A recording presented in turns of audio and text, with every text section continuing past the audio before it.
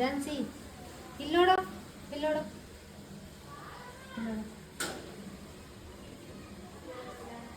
Stop. ಹಿಂಗಿದ್ರೆ ಮನೆಯಲ್ಲಿ ಎಷ್ಟು ಕಷ್ಟ ಅನುಭವಿಸಿರ್ತೀವಿ ನೋಡಿ.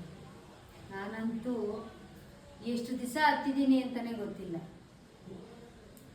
ಹಾಯ್, ನಮಸ್ಕಾರ ಎಲ್ಲರಿಗೂ. ಹೇಗಿದ್ದೀರಾ ಎಲ್ಲರೂ? ಐ ಹೋಪ್ ನೀವೆಲ್ಲ ಚೆನ್ನಾಗಿದ್ದೀರಾ ಅಂತ ಅಂದ್ಕೊಂಡಿದ್ದೀನಿ. ಅಪ್ಪ ಕಟ್ಟಿಸ್ಕೊಟ್ಟಿದ್ದ ಮನೆ ಇದು. ತುಂಬ ಎಮೋಷನಲ್ ಇರೋವಂಥ ಮನೆ ಇದು. ಸೊ ಫಸ್ಟು ಎಂಟ್ರೆನ್ಸಿಂದ ಕರ್ಕೊಂಬರ್ತೀನಿ. ಇದು ನಮಗೆ ವರಾಂಡ ಬರುತ್ತೆ, ಅಂದರೆ ಹಾಲ್ಗಿಂತ ಮುಂಚೆ ಸ್ವಲ್ಪ ಚಿಕ್ಕದಾಗಿ ಇರೋವಂಥದ್ದು ಇದು ವರಾಂಡ. ಸೊ ಇಷ್ಟಿಸಿಂದ ಹೋಮ್ ಟೂರ್, ಅಂದರೆ ಮೇಲ್ಗಡೆ ಇನ್ನೂ ನಾನು ಹೋಮ್ ಟೂರ್ ಮಾಡಲೇ ಇಲ್ಲ. ಅದಕ್ಕೂ ಕೆಲವೊಂದಷ್ಟು ರೀಸನ್ಸ್ ಇದೆ, ಹೇಳ್ತೀನಿ. ಕಡೆ ತನಕ ಯಾರೂ ಕೂಡ ಮಿಸ್ ಮಾಡ್ಕೊಬೇಡಿ. ಇಲ್ಲಿ ಒಂದು ಗಣೇಶನ ಇಟ್ಕೊಂಡಿದ್ವಿ, ಹಾಗೆ ಇಲ್ಲಿ ಸ್ವಲ್ಪ ವಸ್ತುಗಳನ್ನ ಇಟ್ಕೊಂಡಿದ್ವಿ. ಎಲ್ಲ ಇವಾಗ ಎಲ್ಲ ಖಾಲಿ ಆಗಿದೆ. ಇದು ನಮ್ಮ ಹಾಲು.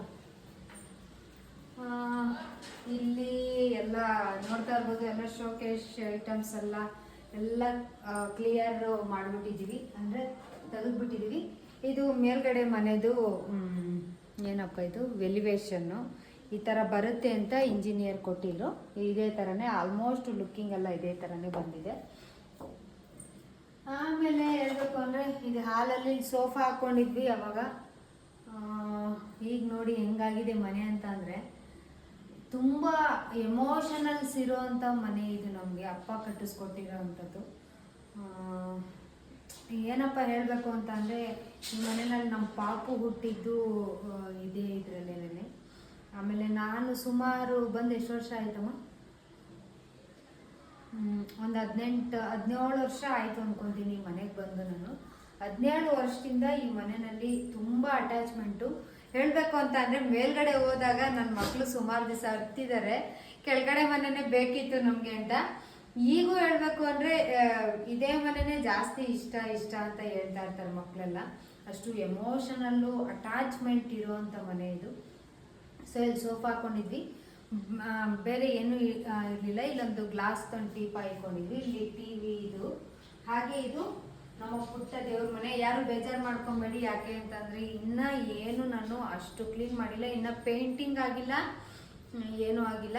ಈ ಮನೆ ಬೇಗ ಕಟ್ಟೋಕ್ಕೆ ರೀಸನ್ಸ್ ಏನು ಅಂತ ಕೇಳಿದ್ರೆ, ಬೇಗ ಕಟ್ಟೋಕ್ಕೆ ನೋಡಿ ಇಲ್ಲಿ ತೋರಿಸಿಲ್ಲಿ ಇದೇ ರೀಸನ್ಸು. ಇದು ಏನಪ್ಪ ಅಂತ ಅಂದರೆ, ನಾವು ಮೇಲ್ಗಡೆ ಮನೆ ಕಟ್ಟೋವಾಗ ನಮಗೆ ಪಿಲ್ಲರ್ ಸಹಾಯ ಬೇಕಿತ್ತು. ಪಿಲ್ಲರ್ ಸಹಾಯ ಬೇಕಿದ್ದರಿಂದ ಈ ಥರ ಕಬ್ಬಿಣದ್ದು ರಾಡ್ನ ಹಾಕಿ ಇಲ್ಲಿಂದ ಜಾಕ್ ಹಾಕಿ ಮೇಲೆ ಇದು ಮಾಡಿ, ಮೇಲ್ಗಡೆಯಿಂದ ಕಬ್ಬಿಣದ್ದು ಪಿಲ್ಲರ್ ಥರ ಹಾಕಿ ಇದು ಮಾಡಿರೋ ಅಂಥದ್ದು. ಆ ಪಿಲ್ಲರ್ ಮಾಡೋವಾಗ ನಮ್ಗೆ ಎಷ್ಟು ರಿಸ್ಕ್ ಆಯಿತು ಅಂತ ಅಂದರೆ, ಮನೇಲಿ ಇದೇ ಮನೇಲಿ ಇದ್ಕೊಂಡು ಮೇಲ್ಗಡೆ ಮನೆನ ಕಟ್ಟಿಸ್ತಾ ಇದ್ವಿ. ನಾವು ಬೇಗ ಮನೆ ಕಟ್ಸೋದಕ್ಕೆ ರೀಸನ್ ಹೇಳ್ತಾ ಇದ್ದೀನಿ. 80-90 ಹೋಲ್ಗಳು ಮಾಡಿದ್ದಾರೆ ಇದರಲ್ಲಿ. ಅದು ಏನು ನನ್ನ ಕರ್ಮನೋ ಹಣೆ ಬರೋನೋ ಗೊತ್ತಿಲ್ಲ.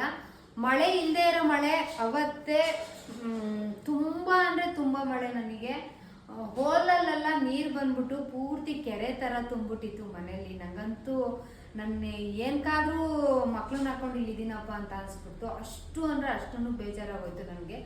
ಅಳು ಬರೋದೊಂದು ಬಾಕಿ ಇತ್ತು ನನಗೆ. ಹತ್ತು ಬಿಟ್ಟಿದ್ದೀನಿ, ಎಷ್ಟೋ ದಿವಸ ಹತ್ತು ಬಿಟ್ಟಿದ್ದೀನಿ.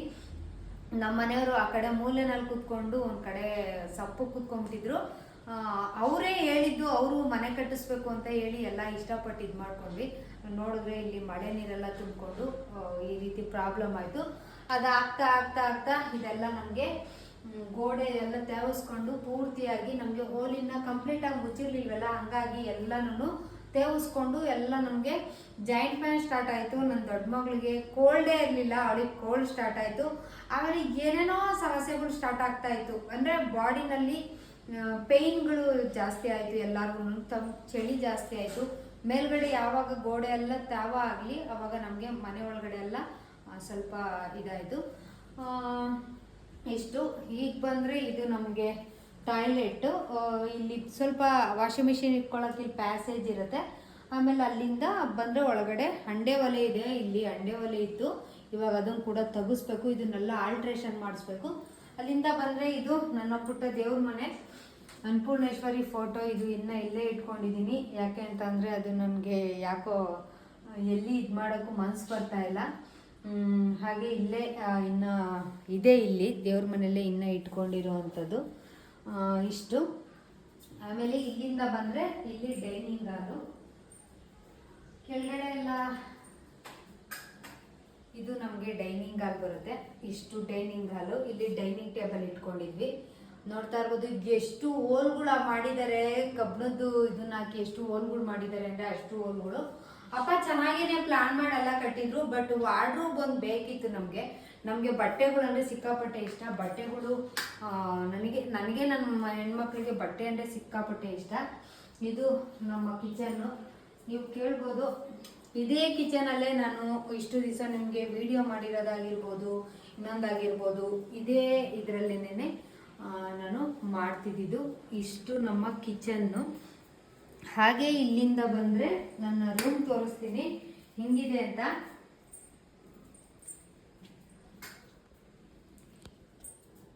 ನೋಡಿ, ಇನ್ನು ಏನು ತೆಗ್ದಿಲ್ಲ ನಾವು.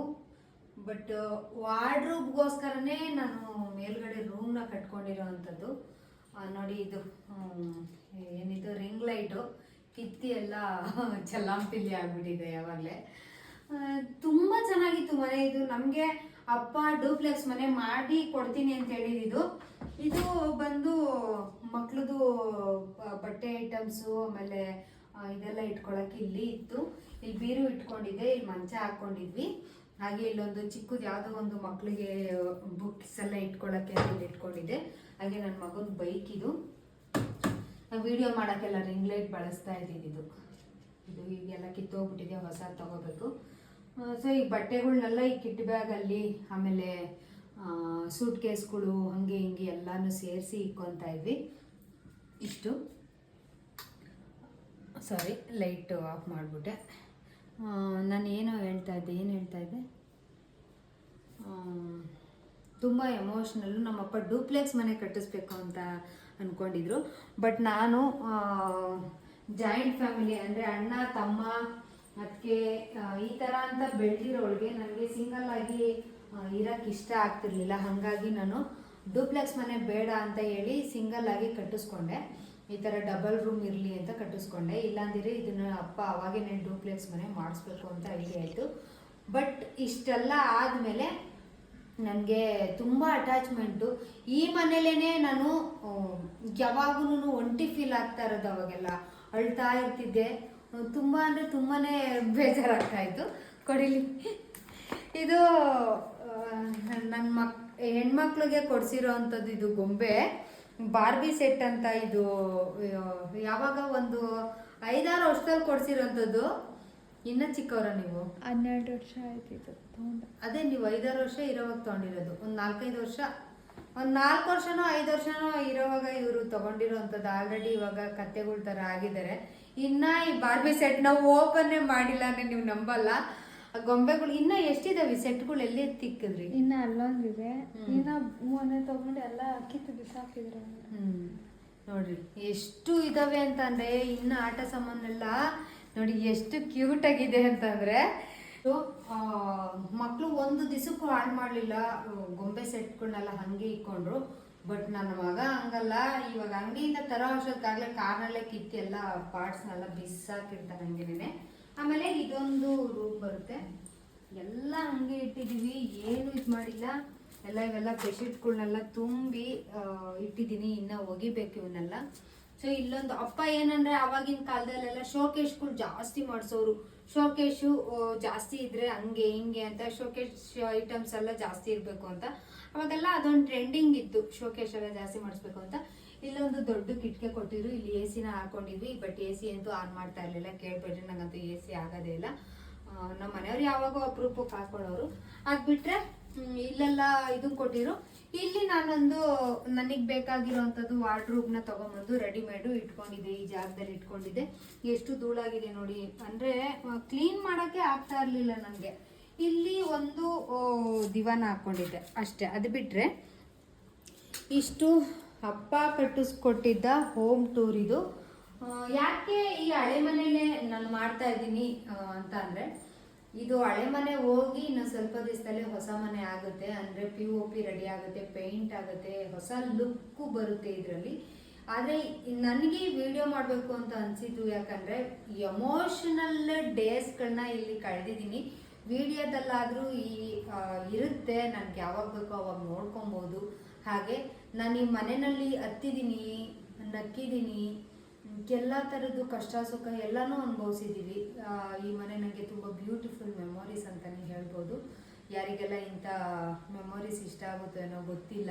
ಆದರೆ ಕೆಲವೊಂದು ಟೈಮಲ್ಲಿ ಯಾರೇ ಒಂದು ಸಣ್ಣ ವಸ್ತು ಕೊಟ್ರು ಅದು ನಮಗೆ ದೊಡ್ಡ ವಸ್ತು ಥರ ಕಾಣಿಸ್ತಾ ಇರುತ್ತೆ. ಆದರೆ ಇದು ಅಪ್ಪ ಅಮ್ಮ ಕೊಟ್ಟಿರೋದು ಪ್ರೀತಿ ನಮಗೆ ಲಾಟ್ ಆಫ್ ಅಂತಲೇ ಹೇಳ್ಬೋದು. ನಾನು ನಿಜವಾಗ್ಲೂ ಪುಣ್ಯ ಮಾಡಿದ್ದೆ ಅಂತಲೇ ಹೇಳ್ಬೋದು.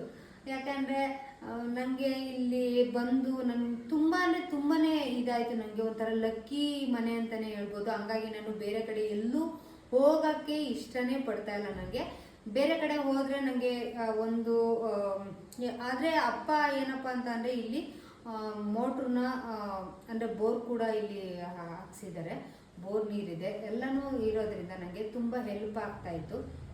ಹಾಗಾಗಿ ಅವರು ಪ್ರೀತಿಯಿಂದ ಕಟ್ಟಿಸ್ಕೊಟ್ಟಿರೋವಂಥ ಮನೇನ ಎಲ್ಲೂ ಬಿಟ್ಟುಕೊಟ್ಟು ಆಚೆ ಹೋಗದೆ ಇರೋಕ್ಕೆ ಇಷ್ಟ ಆಗದೆ ಮೇಲ್ಗಡೆನೆ ಮನೆ ಕಟ್ಟಿಸ್ಕೊಂಡು ಇಲ್ಲೇ ಇದ್ದೀವಿ. ಇಷ್ಟ ಅಂತ ಹೇಳ್ಬೋದು. ಇದಕ್ಕೆ ಯಾವತ್ತೂ ಕೊನೆ ಇಲ್ಲ ಅಂತ ಹೇಳ್ತಾ ಈ ವಿಡಿಯೋನ ಇಷ್ಟ ಆದರೆ ಲೈಕ್ ಮಾಡಿ, ಶೇರ್ ಮಾಡಿ, ಹೊಸದಾಗಿ ನೋಡ್ತಾ ಇದ್ರೆ ಖಂಡಿತವಾಗ್ಲೂ ಸಬ್ಸ್ಕ್ರೈಬ್ ಮಾಡ್ಕೊಳ್ಳಿ. ಮುಂದಿನ ಹೊಸ ವಿಡಿಯೋದೊಂದಿಗೆ ಸಿಗ್ತೀನಿ. ಅಲ್ಲಿವರೆಗೂ ನಿಮಗೆಲ್ಲ ಇಷ್ಟ ಆದರೆ ಥ್ಯಾಂಕ್ ಯು.